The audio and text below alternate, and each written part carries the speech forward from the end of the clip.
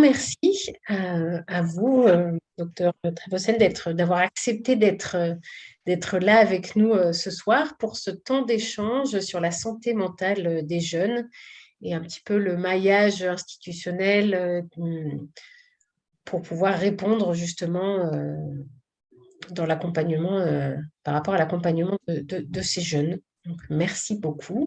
Merci à tous les écoutants qui sont présents ce soir.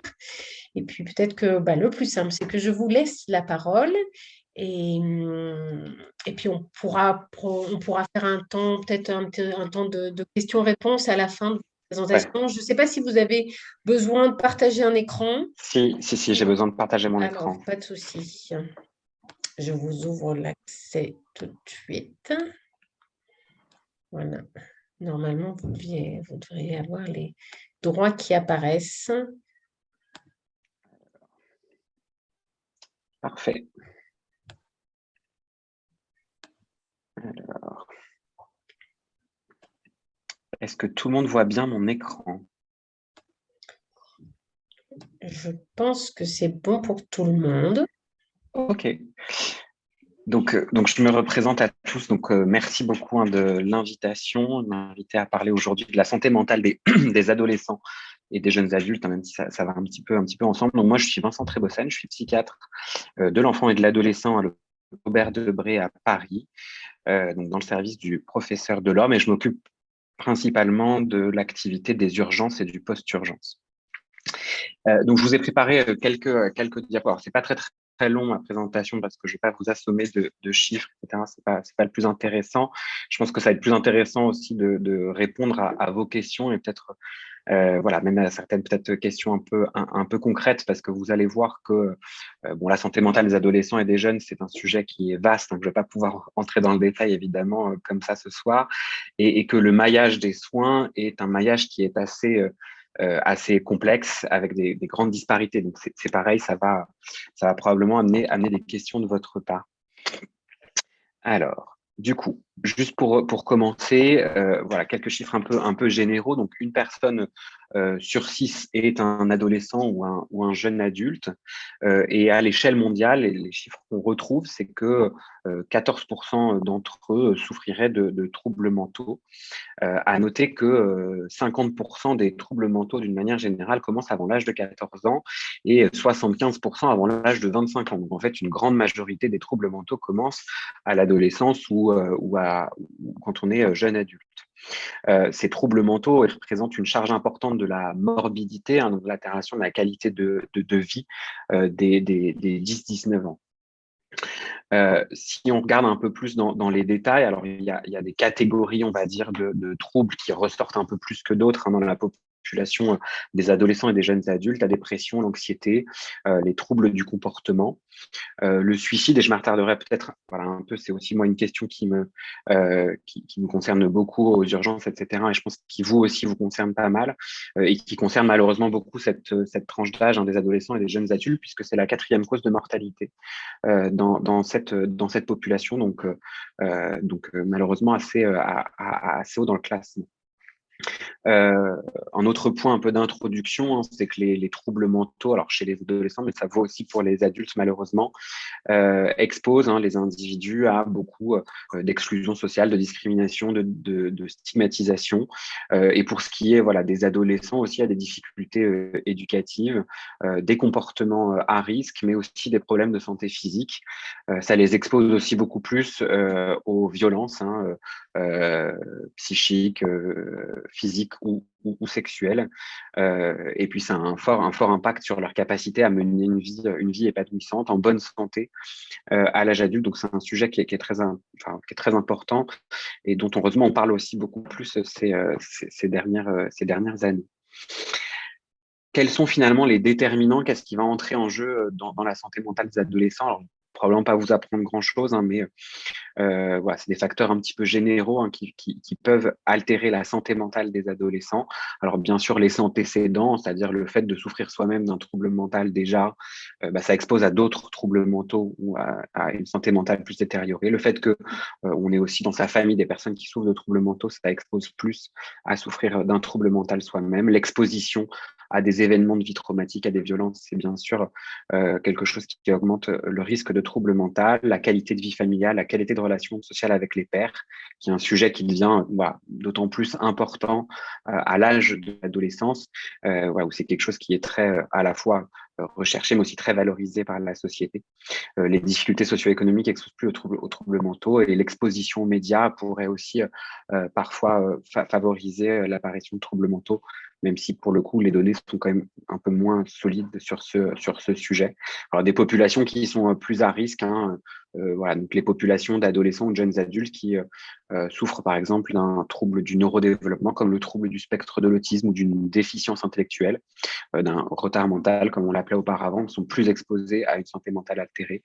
Les adolescents qui souffrent aussi de maladies chroniques, de maladies physiques chroniques, les adolescents et les jeunes adultes qui ont un parcours de prise en charge avec l'aide sociale à l'enfance sont plus exposés aux troubles mentaux. Les adolescents LGBT, donc avec une orientation sexuelle, sont aussi beaucoup plus exposés aux troubles mentaux. Et puis les adolescents migrants issus de familles migrantes.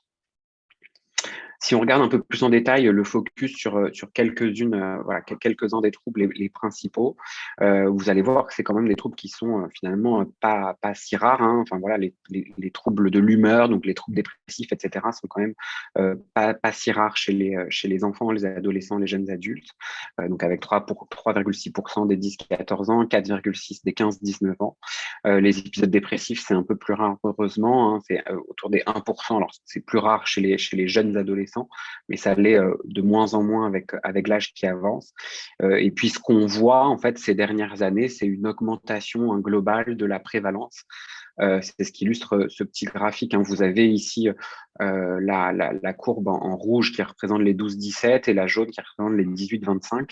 Et c'est l'évolution de la prévalence des épisodes dépressifs depuis 2009 jusqu'à 2017 en l'occurrence. Alors on voit que pour les populations adultes 26-49 ou plus de 50 ans, c'est plutôt stable. Mais pour la population des adolescents et des jeunes adultes, ça a plutôt tendance à augmenter. Alors cette augmentation de troubles de l'humeur, de troubles dépressifs, de troubles anxieux, elle concerne principalement les filles. Vous allez voir que c'est aussi ce qu'on observe là récemment depuis la pandémie Covid qui a quand même un peu bousculé les lignes récemment. Donc les épisodes dépressifs, les troubles anxieux, ils peuvent avoir un impact sur la vie de l'adolescent qui est important, mais comme le cas de tous les troubles mentaux, avec toujours la dimension pour les adolescents qui va de la scolarité, bien sûr la vie sociale, familiale, des conduites à risque, des conduites suicidaires. Alors les troubles du comportement, donc c'est aussi un motif finalement de consultation fréquente. Alors peut-être pas de vos appels téléphoniques, mais en tout cas voilà, nous aux urgences, c'est un motif très très fréquent de consultation aux urgences. Donc voilà, avec des troubles qui concernent là pour le coup plutôt les jeunes adolescents que les grands adolescents. Donc quand je parle de troubles du comportement, ça peut être le trouble déficit de l'attention, mais ça peut être aussi des comportements destructeurs, provocateurs, d'opposition, mais des comportements qui seront tellement importants qu'ils vont altérer le quotidien de ces enfants et de leurs aidants, de leur famille notamment. Donc voilà, ils ont aussi des conséquences importantes, mais je passe un petit peu plus vite là-dessus parce que c'est peut-être un peu moins le sujet aujourd'hui. Un autre sujet qui est important et peut-être que pour lequel vous recevez des appels, c'est les troubles des conduites alimentaires, TCA, qui commencent aussi dans la plupart des cas vraiment à cet âge crucial de l'adolescence et du début de l'âge adulte. C'est notamment le cas de l'anorexie mentale, mais aussi de la boulimie. Et vous allez voir que c'est aussi des troubles qui sont en augmentation de prévalence là au cours des dernières années, notamment depuis la pandémie Covid. Ce qui est important à savoir sur ces troubles des conduites alimentaires, c'est que c'est les troubles mentaux qui sont associés au plus haut taux de mortalité dans tout le champ de la psychiatrie. Alors à la fois pour des raisons de santé physique, comme on peut se l'imaginer, mais aussi avec un malheureusement haut taux de suicide chez les patients qui souffrent de troubles des conduites alimentaires. Bon, les troubles schizophréniques, ça commence aussi voilà, principalement dans cet âge, 15-25 ans, avec une prévalence de 1 à 2 dans la population.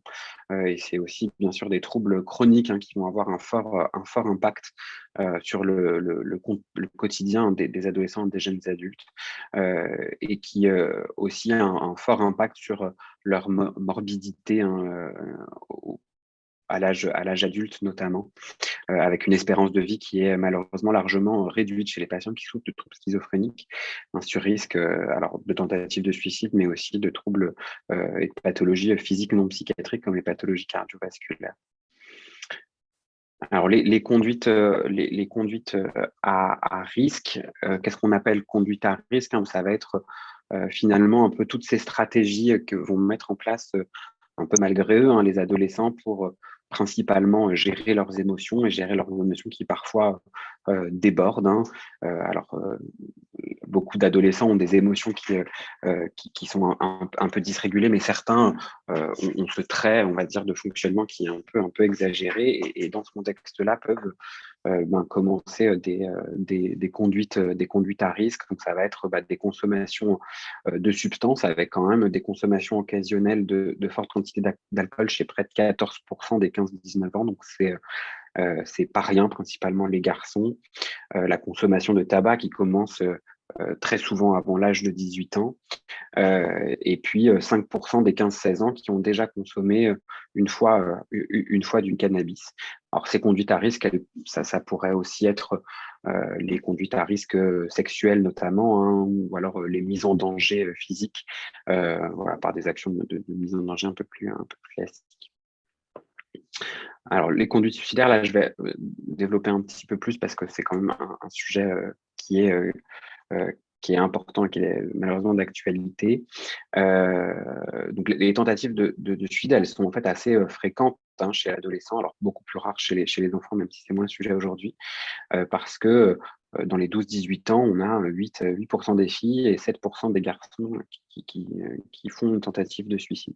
Ce qu'il faut savoir, c'est que les tentatives de suicide, elles sont récurrentes. Malheureusement, 1 à 2% se suicident dans l'année qui suit la tentative de suicide, et de 10 à 24% feront une nouvelle tentative de suicide dans l'année, et près de la moitié referont une tentative de suicide dans les 10 années qui suivent leur premier geste suicidaire. Et puis, à nouveau, pour rappel, le suicide, c'est la 4e cause de mortalité chez les 15-19 ans, donc c'est un vrai sujet. Ce qu'on observe hein, ces dernières années, alors là, c'est la tendance d'évolution, on va dire, avant la pandémie Covid. Vous allez voir qu'après, il y a un petit changement. Ce qu'on observait déjà, hein, c'est que le nombre de tentatives de suicide, il était déjà en augmentation, en fait, hein, depuis grosso modo les années 2010. Donc là, c'est de 2010 jusqu'à 2018 les graphiques. Hein. Vous voyez que ici, on a les 10-12, les 13-15 et les 16-18 ans. Donc on voit que l'augmentation, elle concerne finalement C'est pas ces trois groupes d'âge, avec une augmentation qui est quand même assez importante, hein, parce que par exemple, de plus de 126% entre 2010 et 2018 pour les 13-15 ans. Ce qu'on voit aussi, c'est que cette augmentation du nombre de tentatives de suicide au cours de ces 10 dernières années, elle concerne principalement les filles. Donc, c'est les graphes en rouge versus les graphes en bleu pour les garçons. Alors, ce qui n'est pas montré dans ces graphiques, c'est que des études aussi montrent bien qu'il y a une augmentation de la sévérité des moyens utilisés dans ces tentatives de suicide. Donc ça, c'était voilà, la tendance avant la pandémie Covid. Je vous ferai un petit focus après sur ce qui est des chiffres un peu plus actuels. Je voulais quand même voilà, vous redire un petit peu quels étaient les facteurs qui prédisposaient aux conduites suicidaires. Il y a des choses que j'ai déjà dites, mais d'autres non. Les antécédents familiaux de tentative de suicide, ça augmente beaucoup le risque pour l'adolescent ou le jeune adulte de faire lui-même une tentative de suicide. Ça multiplie par 5 le risque de faire une tentative de suicide, et un antécédent familial de suicide augmente par 2 le risque de suicide chez l'enfant ou l'adolescent. Alors bien sûr, le fait d'avoir déjà fait une tentative de suicide augmente le risque qu'on en refasse une deuxième, je vous l'ai déjà dit. Certains troubles psychiatriques sont aussi associés à un surrisque. Les épisodes dépressifs, les troubles schizophréniques, les troubles bipolaires, voilà, on pourrait en faire beaucoup, les troubles des conduites alimentaires, je vous ai dit tout à l'heure aussi. Les enfants et les adolescents qui aussi ont un déficit cognitif, un déficit intellectuel, sont plus à risque de tentative de suicide. Ça, c'est peut-être un peu moins instinctif comme facteur. Et puis, voilà, il y a des traits de personnalité qui sont plus associés à ce risque, hein, le fait d'être impulsif, mais aussi le fait d'être perfectionniste, voire un peu rigide dans son fonctionnement, d'être anxieux, augmente le risque de tentative de suicide. Donc, je vous ai dit tout à l'heure, les personnes LGBT, les enfants pris en charge par l'aide sociale à l'enfance, et puis les migrants sont aussi beaucoup plus exposés à ces conduites suicidaires. Bien sûr, les événements de vie difficiles, notamment les violences, sont associés à un surrisque, et la mauvaise communication intrafamiliale également est associée à un surrisque. Ça, c'est les facteurs qui vont finalement, on va dire, prédisposer, hein, qui expliquent pas le passage à l'acte suicidaire, mais qui vont un peu prédisposer. Donc, des populations qu'il faut voilà, surveiller, on va dire, d'une manière un peu plus particulière.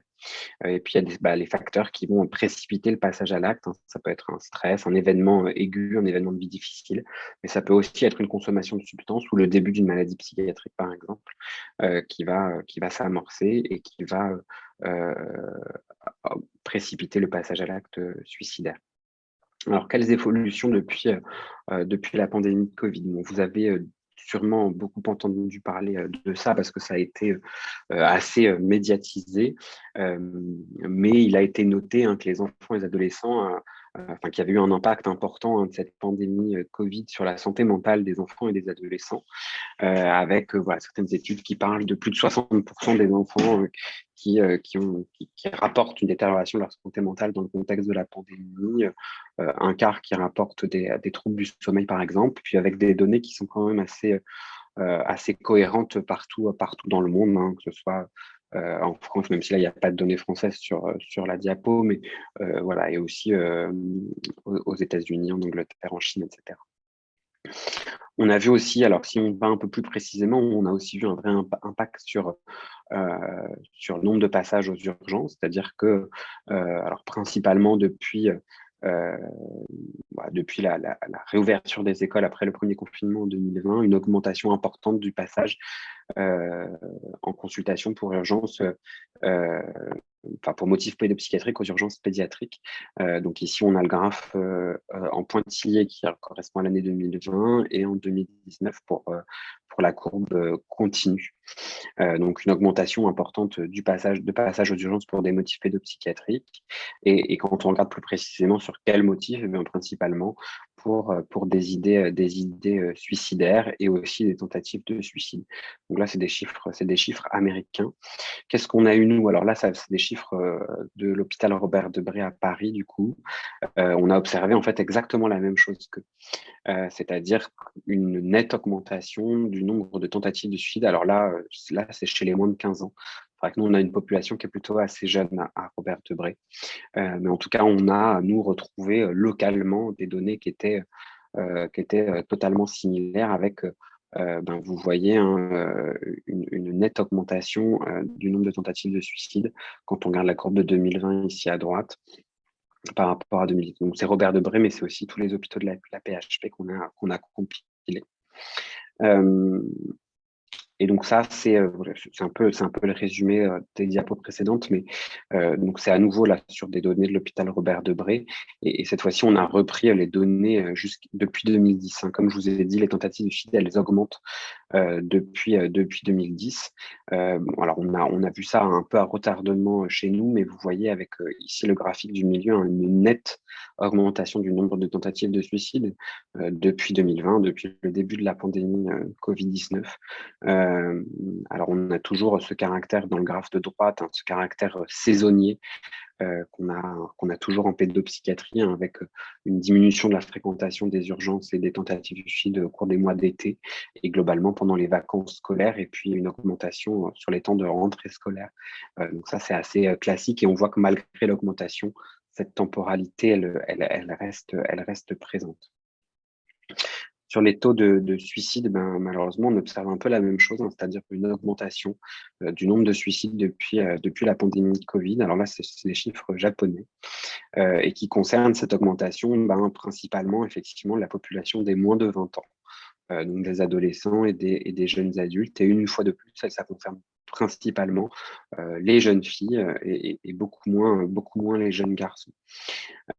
Donc voilà, cette pandémie finalement, alors c'est pas depuis la pandémie qu'il y a une augmentation du nombre de tentatives de suicide, mais en tout cas, on a noté une vraie accélération, mais dans ce contexte où il y avait déjà une augmentation de ces conduites suicidaires dans les populations d'adolescents, d'enfants et de jeunes adultes. Voilà, l'autre domaine dans lequel il y a eu un grand nombre de demandes de prise en charge, c'est les troubles des conduites alimentaires. Alors, vous me direz un peu après, vous ce que vous recevez comme appel, mais il y a eu une nette augmentation, donc là, c'est des chiffres norvégiens, mais de diagnostic de troubles des conduites alimentaires, à la fois via des spécialistes, mais aussi via des médecins généralistes, avec des augmentations qui sont quand même assez importantes, hein, plus presque 300% d'augmentation de diagnostic chez les jeunes adolescents, et puis les plus grands, près de 126% d'augmentation de diagnostic. Donc une augmentation aussi de la demande qui est voilà, très, très importante. Donc voilà, la pandémie Covid a pas mal bousculé les choses dans le champ de la santé mentale des adolescents et des jeunes adultes. Alors je vais volontairement pas vous dire quels sont les facteurs qui ont participé à ça, parce qu'en fait, il est un peu trop tôt aujourd'hui pour savoir exactement ce qui a contribué à altérer la santé mentale des adolescents et des jeunes adultes depuis la pandémie. Même si on a des hypothèses, hein, le fait d'être isolé, bien sûr, mais aussi avoir une rupture dans les routines avec des fermetures d'école, réouverture d'école, a probablement pas mal participé. Mais c'est en fait aujourd'hui un petit peu trop tôt et on manque de pistes et de données pour l'instant pour avoir les idées très claires à ce sujet. Alors, ceci étant dit, alors peut-être c'était ça vos questions principales sur les structures de soins qu'il existe pour les adolescents et les jeunes adultes. Alors, comme je vous le disais au tout début, en guise d'introduction, il y a de grandes disparités locales et donc il va être difficile de vous donner un schéma très précis applicable à chacune des régions de France sur les structures de soins en psychiatrie. Alors, je vais essayer voilà, de vous dresser quand même à peu près ce qu'il existe, en essayant de tabler un peu large. Alors, j'ai rangé un petit peu les choses par soins en urgence, soins sectorisés, soins non sectorisés, et puis ce qui concerne plutôt les étudiants un peu plus grands. Alors, bon, les structures de soins en urgence, je vais pas vous apprendre grand-chose, mais donc, il y a les services d'accueil d'urgence pédiatrique. Donc ça, pour le coup, il y a un maillage sur toute la France, qui généralement reçoivent les adolescents jusqu'à l'âge de 16 ans, généralement pas au-dessus de 16 ans. Il y a des petites disparités locales, mais c'est globalement ça les chiffres de la pédiatrie. Donc c'est pas à partir de la majorité seulement qu'on consulte aux urgences adultes, mais à partir de 16 ans. Il existe, alors j'ai du mal à savoir s'il en existe beaucoup dans la France, mais en tout cas, en Île-de-France, il en existe, des consultations d'orientation pédopsychiatrique sans rendez-vous. Donc, c'est des consultations qui ont été créées pour un peu désaturer les services d'accueil des urgences et qui proposent sur des horaires, on va dire, ouvrés de semaine, des consultations sans rendez-vous. Dans des contextes d'urgence, évidemment, l'idée, c'est pas de pallier aux soins, voilà. Mais en tout cas de pouvoir orienter le suivi rapidement, sans délai d'attente. Donc les services d'accueil des urgences adultes à partir de l'âge de 16 ans, et puis les services dédiés aux urgences psychiatriques, hein, il en existe dans certains hôpitaux, souvent voilà, à partir de 16 ans également. C'est le cas du CPOA, l'hôpital Sainte-Anne à Paris, par exemple, à partir de 16 ans. Donc, voilà. Donc, il y a vraiment cette tranche d'âge de 16 ans qui est quand même assez cruciale et que nous, en pratique, c'est assez utilisé. Alors, sur les soins sectorisés, Vous connaissez sûrement bien les secteurs de psychiatrie adulte, peut-être un peu moins les intersecteurs de psychiatrie de l'enfant et de l'adolescent. Alors, il n'y a pas de correspondance entre intersecteur et secteur, parce que c'est fonction du nombre de la population, hein. Il y a une population inférieure d'enfants et d'adolescents par rapport à la population adulte. Donc, on a un maillage qui est pas du tout superposable, ce qui rend pas les choses toujours très lisibles en pratique. Donc là, c'est un exemple, j'ai pris le 93, la Seine-Saint-Denis, pour vous montrer à gauche les intersecteurs de pédopsychiatrie qui, vous voyez, sont beaucoup plus grands, et puis à droite, tous les secteurs de psychiatrie adulte. Donc, il n'y a aucune correspondance en termes de secteur, mais pas non plus en termes d'hôpitaux. Voilà, ça peut vraiment varier d'un hôpital à l'autre pour ce qui est de la pédopsychiatrie et de la psychiatrie adulte. Alors, dans les intersecteurs de pédopsychiatrie, il existe généralement le même type de structure que dans les secteurs adultes, c'est-à-dire des centres médico-psychologiques. Les seules différences, ça va être les délais d'accès, hein, qui sont souvent beaucoup plus longs que pour la psychiatrie adulte. Il existe aussi des structures type hôpitaux de jour, centres d'accueil thérapeutique à temps partiel, avec toujours aussi pareil des délais très longs, et des lits d'hospitalisation complètes, mais qui n'existent pas dans tous les intersecteurs. Donc il y a quand même beaucoup d'intersecteurs de pédopsychiatrie qui ne disposent pas de lits d'hospitalisation.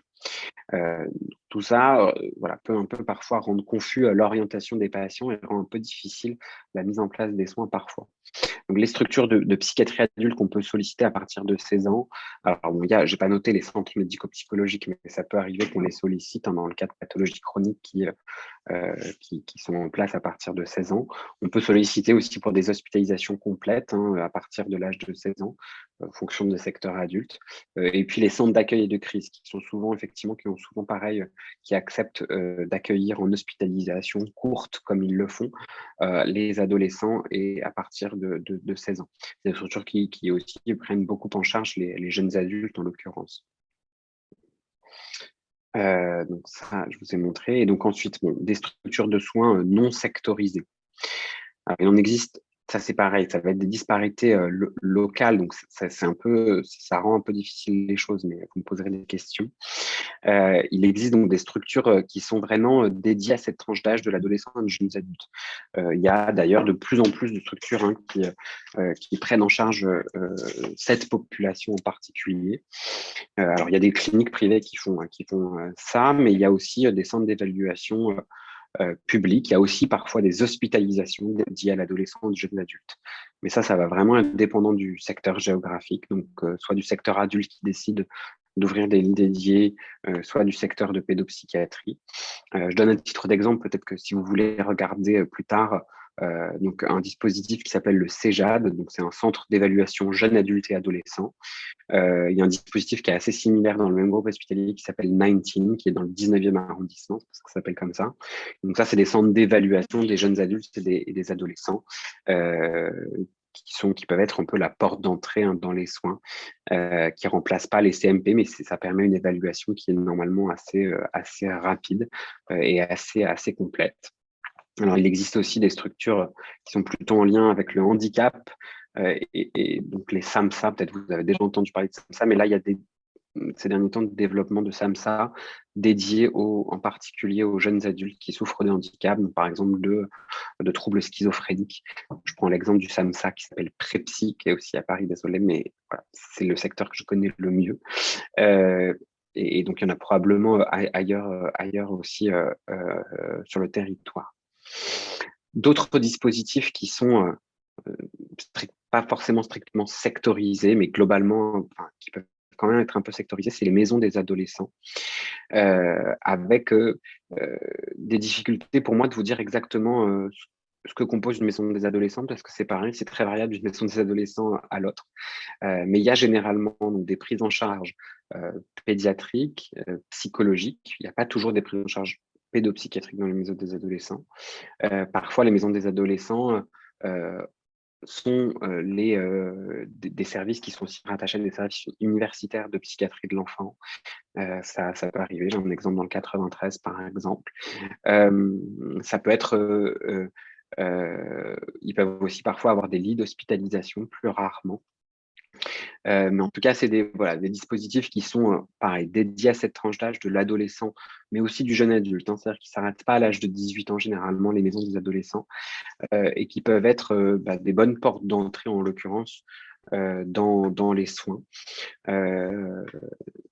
Voilà, et qui peuvent permettre d'avoir un accès aux soins, à la fois physique, mais aussi psychique. Les points d'accueil écoute jeune, alors c'est des dispositifs qui, pour le coup, maillent assez bien le territoire, et qui sont pas alors des structures de soins à proprement parler, mais des structures voilà, d'information, de contact des jeunes voilà, qui maillent un peu le territoire, qui peuvent pareil être la porte d'entrée. Ça peut être des bons voilà, des bons accès dans les soins si besoin, ou dans du soutien si besoin, mais ça peut être aussi du soutien voilà, social, euh, pas uniquement psychologique ou psychiatrique en l'occurrence. Je vous mentionne aussi le dispositif Vigilance, qui est un dispositif pour les personnes qui ont fait une tentative de suicide, et qui est un système en fait de recontact et d'alerte qui va finalement enclencher un réseau de professionnels de santé qui vont garder contact avec la personne qui a fait une tentative de suicide. C'est un dispositif qui a débuté dans le nord de la France, mais qui s'est maintenant étendu à beaucoup de départements. Et il y avait un vrai objectif que tous les départements en France soient dotés d'un dispositif vigilance. Alors, il n'y a pas forcément un accès pour les moins de 16 ans dans ces dispositifs. La plupart du temps, c'est à partir de 16 ans, c'est assez systématique. Avant 16 ans, ça dépend des territoires. Donc voilà, c'est un système que vous pouvez aussi, voilà, qu'il faut connaître à mon sens, parce que ça permet, ça a vraiment pour objectif de prévenir la récidive, notamment des tentatives de suicide, et c'est un dispositif qui fonctionne très bien. Alors, pour les étudiants, il y a les services universitaires. Alors, il y a les services universitaires de médecine préventive et de promotion de la santé, donc les services interuniversitaires même. Donc, ça s'appelle les SIUMS, l'acronyme. Donc là, c'est des services de santé, hein, de médecine générale, qui sont accessibles au sein même des universités. C'est souvent un service pour plusieurs universités qui est partagé. Il faut savoir qu'il y a aussi les bureaux d'aide psychologique universitaire, où il y a effectivement des psychologues, parfois aussi des psychiatres, qui peuvent recevoir, prendre en charge les étudiants de l'université. Donc ça, c'est bon à savoir, parce que ça peut être vraiment une ressource de soins à déclencher. Il y a aussi, si on reste dans cette catégorie étudiants, alors ça peut concerner les lycéens aussi en l'occurrence, tout le réseau de soins de la Fondation Santé des étudiants de France, qui a en fait plusieurs structures sur tout le territoire français, et des structures qui mêlent les soins avec les études. Donc voilà, c'est pas des structures auxquelles on accède en urgence, mais je voulais quand même vous le signaler. Donc c'est des structures de soins qui sont faites voilà, pour des adolescents qui ont souvent des pathologies chroniques, et qui rendent notamment difficile la poursuite de la scolarité. Après, c'est pas des structures auxquelles on accède rapidement. Donc voilà, mais vous aurez sûrement des questions à me poser là-dessus.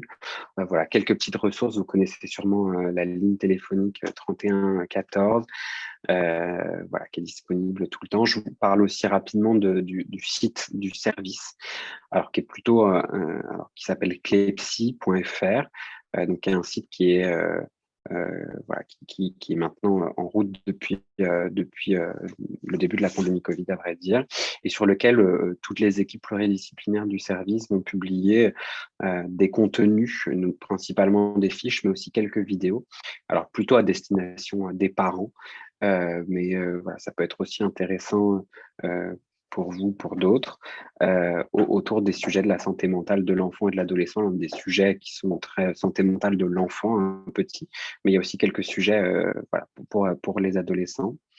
Voilà, je voulais aussi vous parler de la ligne téléphonique de Fil Santé Jeune, qui est voilà, un dispositif vraiment dédié aux adolescents et aux jeunes adultes, de réponse autour des questions de santé d'une manière globale des adolescents et des jeunes adultes, qui est en partenariat avec Santé publique France, qui est un dispositif qui existe depuis un moment maintenant. Donc voilà, ça c'est quelques exemples de ce qu'il peut y avoir sur le site Clepsy. Donc avec, vous voyez, des fiches, alors voilà, sur plutôt mon enfant, hein, c'est destiné aux parents, mais des idées suicidaires, que faire, des scarifies, que faire. Donc ça peut être voilà, aussi un moyen de réorienter, d'avoir de l'information aussi pour les parents ou les aidants, hein, qui peuvent peut-être vous contacter. Puis on a fait toute une série de 4 vidéos centrées sur la prévention du risque de récidive de tentative de suicide, ou sur la prise en charge des idées noires et suicidaires pour les parents et les aidants d'une manière globale. Voilà, je pense que j'ai terminé. Hop. Voilà, donc je ne suis pas resté longtemps sur les diapos. J'espère que je vous ai pas perdu, mais je pense que c'est plus intéressant peut-être d'avoir vos questions, et peut-être d'avoir voilà, peut-être des situations un peu plus concrètes. Ça permettra peut-être de rebondir d'une manière un peu plus précise. En tout cas, merci beaucoup pour ce partage et déjà cet état des lieux de la situation et également du maillage existant, on va pouvoir compléter notre annuaire. Il y en a certains déjà qu'on avait, mais je pense qu'il y a plusieurs ressources qui seront intéressantes et qu'on pourra ajouter. Alors, je vais profiter d'avoir la main. J'ai déjà une petite question et après, je vais laisser les écoutants pourront effectivement peut-être poser leurs questions s'ils ont besoin de précision. Vous avez parlé à des moments des CMP. Est-ce qu'il y a des dispositifs, parce qu'on cherchait un moment sur Internet et on se posait la question, des CMP dédiés aux enfants? On avait l'impression que oui, mais ce n'était pas très clair et parfois ça avait des noms différents. Et donc voilà, est-ce que vous pourriez nous Alors, apporter une petite précision sur le sujet? ouais, alors une fois de plus, hein, le mot-clé, c'est disparité dans les secteurs. Donc c'est un peu difficile de s'y retrouver. Mais il existe, chaque intersecteur a un CMP dédié aux enfants et aux adolescents, qui généralement, sur le papier, prennent en charge jusqu'à la majorité. Dans les faits, c'est plus souvent jusqu'à 16 ans et un peu moins. Et parfois, quand c'est des grands intersecteurs, il va y avoir à l'intérieur de ces CMP des structures dédiées aux enfants, dédiées aux adolescents, par exemple. Et donc ça, chaque secteur dispose de ça.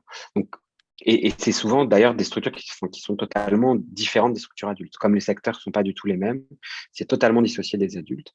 Après, dans le même temps, il existe pour les enfants des CMPP, qui sont des centres médico-psychopédagogiques, et qui sont là non sectorisés, et qui prennent en charge effectivement plutôt les enfants, avec un chevauchement, on va dire, de ce qui peut être pris en charge au sein d'un CMPP et d'un CMP. Souvent, les CMPP vont plutôt accompagner les enfants qui vont avoir, on va dire, des difficultés un peu moins importantes que les enfants suivis en CMP, troubles des apprentissages, des choses comme ça. Mais dans les faits, ça dépend un petit peu. Donc, je ne sais pas si je réponds bien à votre question. Mais... Si, non, ça clarifie effectivement les termes utilisés et savoir l'articulation entre chacun. Alors du coup, une question, donc le CMPP, vous dites c'est non sectorisé et je pense que chez nous, pour enfants adolescents, du coup, ils mettent CMPEA, quoi. Ouais, exactement. Ouais, c'est psychiatrie enfant-adolescent, mais en fait, c'est un CMP. C'est le même fonctionnement qu'un CMP. Et les CMPP, c'est non sectorisé dans le sens où c'est pas un intersecteur. Après, souvent, ils privilégient évidemment les villes qui sont autour de la structure. Merci pour ces précisions. Est-ce que quelqu'un aurait une question par rapport à soit les structures, soit par rapport à l'état des lieux sur la santé mentale des jeunes? Oui. Alors, c'est vrai que moi, je retrouve avec SOS Crise un peu aussi des choses de façon différente parce que c'est moins ciblé, mais bon, c'est des préoccupations quand même un petit peu pareilles. Ce que je remarque quand même, c'est que c'est un peu... c'est compliqué, effectivement, même dans les maisons des adolescents et dans les CMPEA, d'avoir des rendez-vous rapidement, quoi. Et c'est vrai qu'on est face à ça. c'est un vrai sujet, hein. C'est-à-dire que les délais d'attente pour un premier rendez-vous, globalement, au sein des CMP, alors moi je suis dans le nord-est parisien, mais donc on a beaucoup de patients du 93 de la Seine-Saint-Denis. On a souvent des délais qui sont de plus d'1 an, hein, pour un premier rendez-vous, y compris dans des contextes d'urgence. Donc, ce qui évidemment répond pas du tout aux critères d'urgence. Donc, c'est vrai qu'on sollicite aussi beaucoup les médecins libéraux, y compris les médecins généralistes, hein. Alors, les maisons des adolescents, bon, pareil, c'est très variable en fait d'un secteur à un autre, l'accès aux soins. Il y a quand même là plusieurs choses depuis la pandémie Covid et l'augmentation importante de la sollicitation aux urgences, il y a plusieurs territoires qui ont développé des structures d'accès aux soins rapides.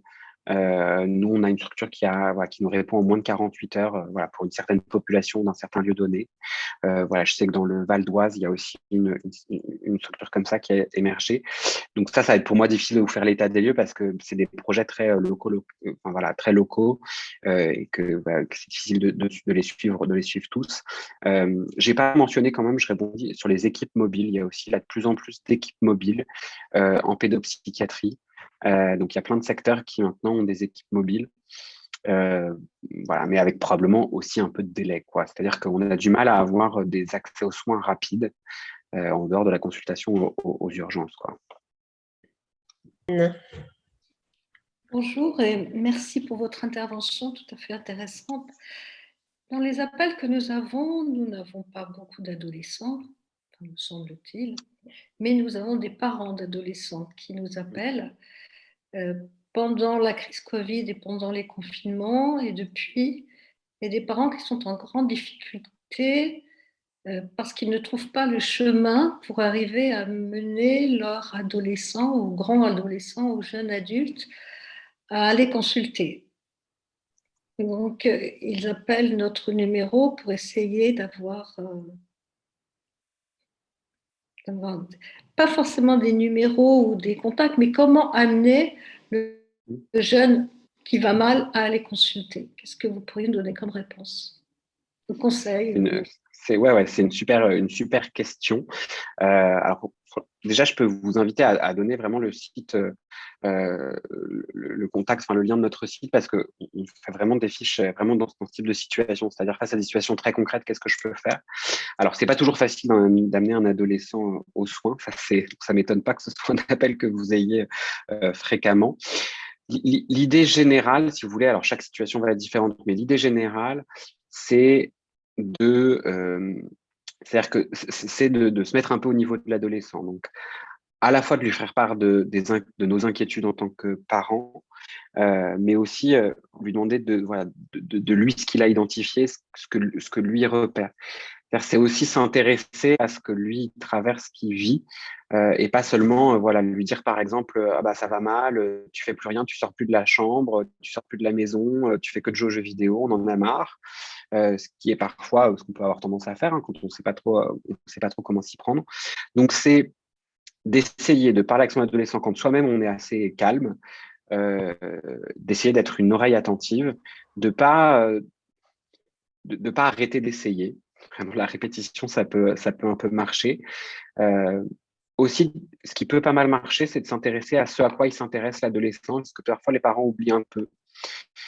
C'est-à-dire que ça peut parfois, le fait de s'intéresser à ce qu'ils regardent sur Internet, sur les réseaux sociaux, je ne sais quoi, ça peut finalement permettre d'identifier qui vont un peu moins bien en leur disant ah bah tu vois là je vois que sur tel réseau social ou sur telle activité que tu aimes, je vois que ça te fait un peu moins plaisir que d'habitude, alors c'est quelque chose que tu aimes bien. Donc le fait de s'intéresser à ce à quoi ils s'intéressent, ça peut permettre parfois de renforcer un peu l'alliance qui soit un peu plus sûre. Après, l'accès aux soins, il peut aussi se faire par un professionnel qu'ils connaissent déjà, c'est-à-dire par le médecin généraliste, le médecin traitant, même si parfois les adolescents ne vont pas souvent voir leur médecin, hein, mais voilà, l'idée, c'est pas forcément d'emblée d'aller voir une psychologue, un psychiatre, mais plutôt d'aller voir un visage qui est familier. Ça peut être aussi une des pistes, c'est aussi de solliciter de l'aide d'une autre figure, hein, qui n'est pas forcément celui du parent, pour aussi parler avec l'adolescent, un oncle, une tante, une cousine, voilà, quelqu'un avec qui il y a une accroche, qui est un des grands-parents, quelqu'un qui a une accroche un peu plus importante, parce que c'est parfois difficile pour un adolescent de raconter en détail les choses qui vont pas trop à ses parents. Et le dernier point, c'est un peu ça, c'est de dire aux parents qu'ils n'ont pas besoin forcément de tout savoir, et bien de leur faire comprendre ça aussi aux adolescents, parce que parfois les adolescents vont pas vouloir enclencher des sens, qui vont se dire ah mais je veux pas tout raconter à mes parents, ils n'ont pas besoin de tout savoir. Donc c'est aussi leur dire moi je ne suis pas là pour tout savoir, mais par contre je suis là pour essayer de t'aider, de t'accompagner vers les soins.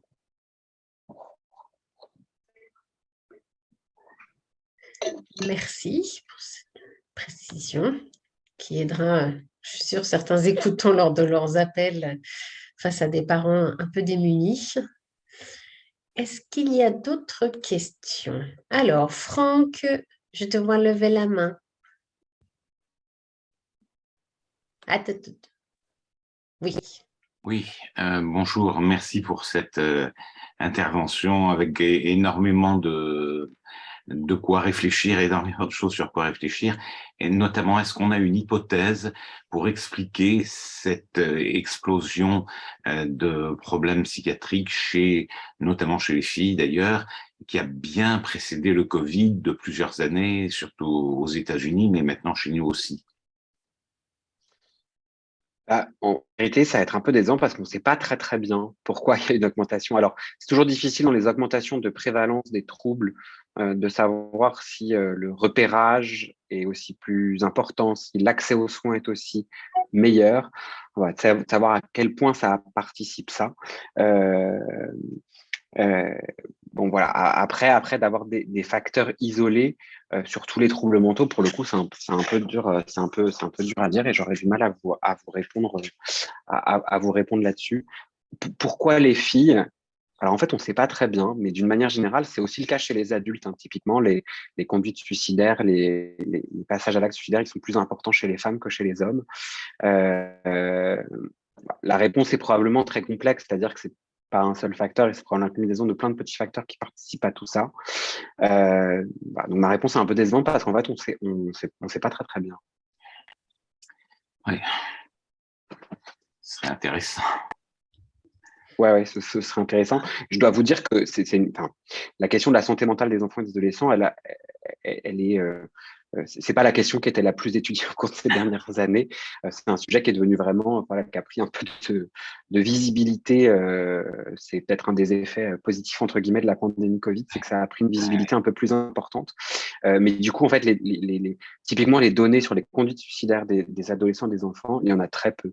Donc c'est principalement effectivement comme ça des surveillances un peu épidémiologiques, mais il y a très peu de données scientifiques et ce qui permet du coup d'avoir peu d'explications. Merci.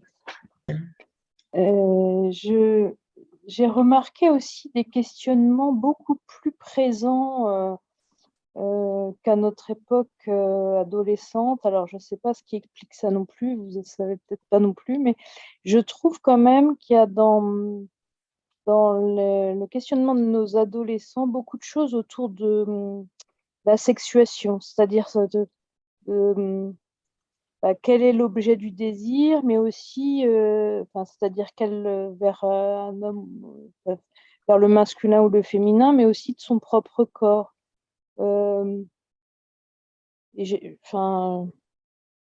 trouve que c'est de plus en plus une question pour eux, alors que moi j'ai l'impression que c'était beaucoup plus localisé à certains. Voilà. Ouais, que c'est une question un peu plus généralisée à beaucoup Ouais. d'adolescents. Alors, oui, hein, très sûrement. Enfin, c'est aussi des questions qui sont un peu d'actualité. Probablement qu'il y a aussi une participation importante de la diffusion de l'information à tout le monde. C'est-à-dire qu'il y a aussi beaucoup d'informations, de choses qui passent, notamment sur les réseaux sociaux à ce sujet.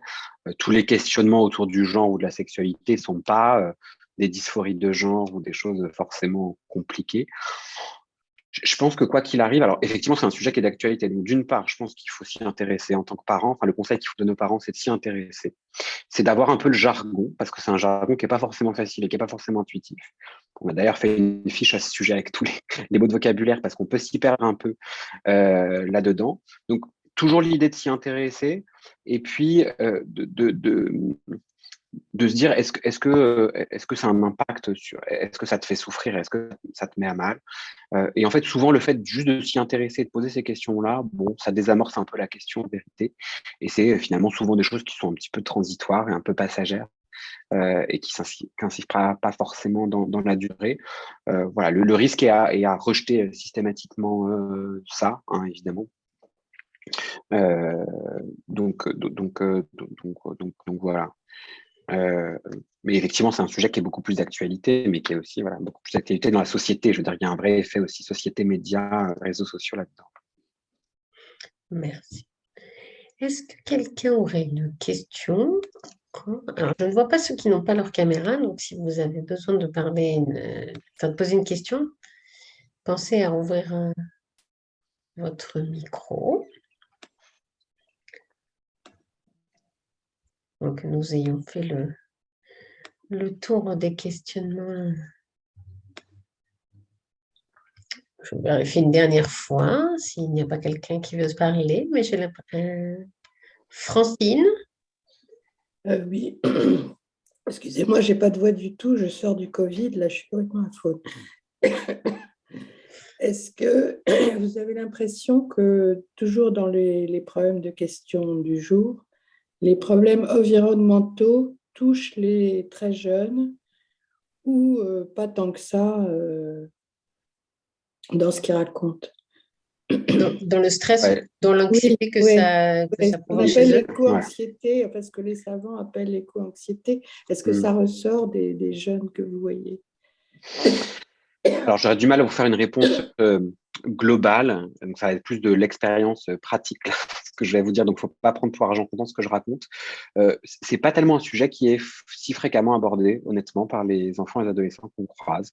Ça arrive, hein, ça arrive souvent dans des populations un peu particulières qui vont avoir un fort intérêt. J'ai plutôt en tête des enfants avec troubles du spectre de l'autisme, par exemple, qui a un fort intérêt sur les enjeux d'écologie et climatique, et pour qui c'était vraiment une source de souffrance importante, hein, les enjeux climatiques. Donc, c'est très sûrement une question qui leur traverse l'esprit, c'est pareil, hein, c'est quelque chose de très médiatisé. Voilà. Maintenant, en pratique, moi, j'ai pas l'impression que ce soit le premier sujet, en tout cas, le premier facteur mis en évidence pour leur souffrance, mais c'est de l'expérience purement personnelle, quoi, pour le coup. Parce que pour le coup, on n'a pas beaucoup de données, hein. Ça, c'est vraiment des choses assez récentes, en fait, hein, les thématiques d'éco-anxiété, etc. Donc, c'est difficile d'avoir une vision de la population. Merci. Anne, je crois que tu avais une autre question. Oui, je voulais poser une question sur les modes de suicide des adolescents. Est-ce qu'en fonction de l'âge, il y a des modes de suicide différents selon les filles et les garçons? Est-ce que c'est essentiellement médicamenteux? Alors, les principes, effectivement, hein, le principal mode de tentative de suicide, c'est les intoxications, enfin, les ingestions médicamenteuses volontaires, principalement des médicaments de la pharmacie familiale, donc classiquement le paracétamol, enfin, voilà, ou les traitements des parents. Alors, il peut arriver quand même, hein, que des adolescents réussissent à acheter des médicaments dans les pharmacies, ça nous est déjà arrivé. Le plus fréquemment, vraiment le plus fréquent, c'est à une très grande majorité ce type de tentative de suicide. Voilà, les autres modalités sont quand même beaucoup plus rares, mais peuvent arriver, hein, défenestration, pendaison, etc. Mais beaucoup plus rarement quand même. Chez les garçons aussi? Chez tous. Globalement, le modus operandi chez tous, le plus fréquent, c'est l'intoxication médicamenteuse volontaire. Il y a peut-être une proportion plus importante, effectivement, de tentatives de défenestration ou de pendaison chez les garçons. Alors, la pendaison, c'est vraiment un des plus rares, hein, qu'on rencontre assez peu fréquemment. On rencontre plus des tentatives de défenestration que de pendaison, par exemple. Mais oui, en fait, dans la population majoritaire, alors on a aussi une très forte proportion de filles, hein, donc globalement, il y a beaucoup moins de tentatives de suicide chez les garçons. Mais c'est l'IMV en premier.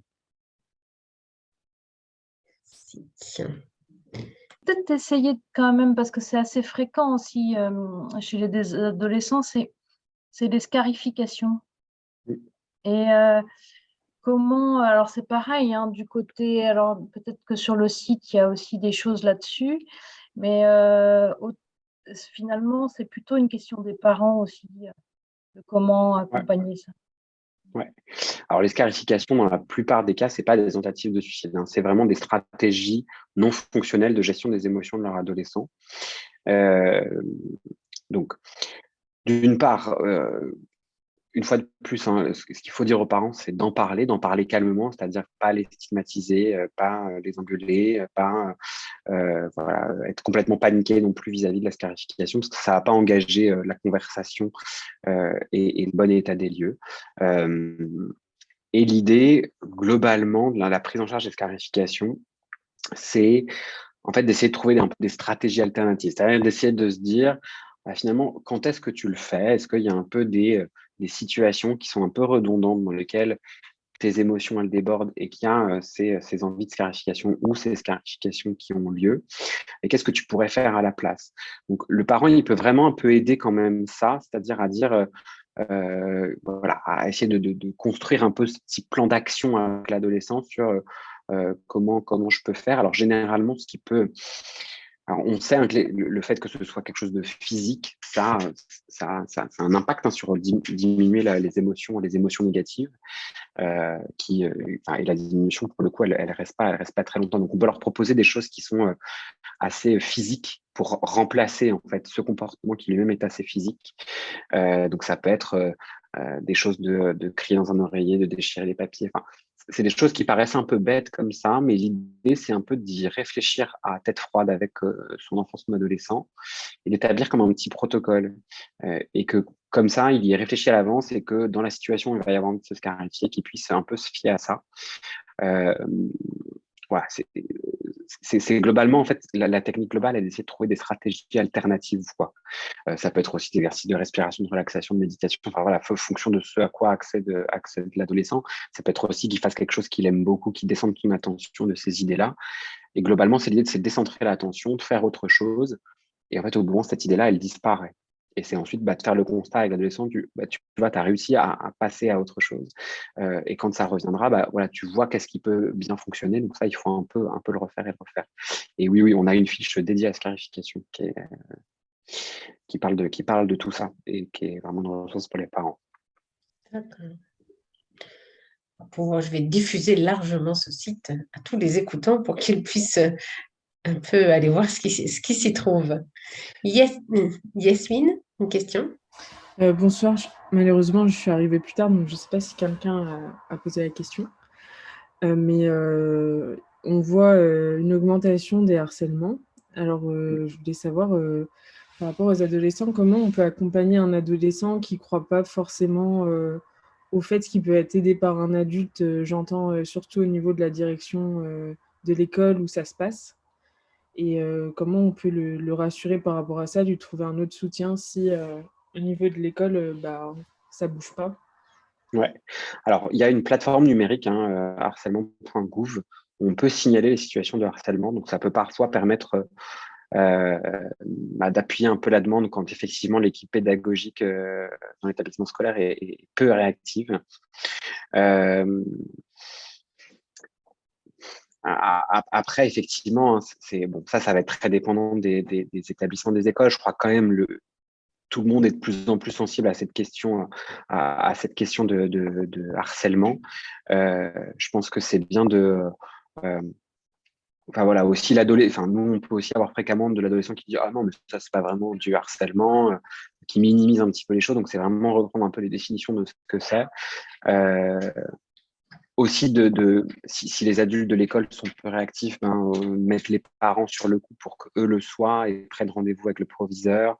Voilà, signale sur cette plateforme .gouv. Pour le cyberharcèlement, on peut aussi signaler les réseaux sociaux et les applications qui sont en cause pour qu'ils suppriment les contenus, par exemple. Des choses qui ont quand même un peu changé et qui sont un peu plus disponibles.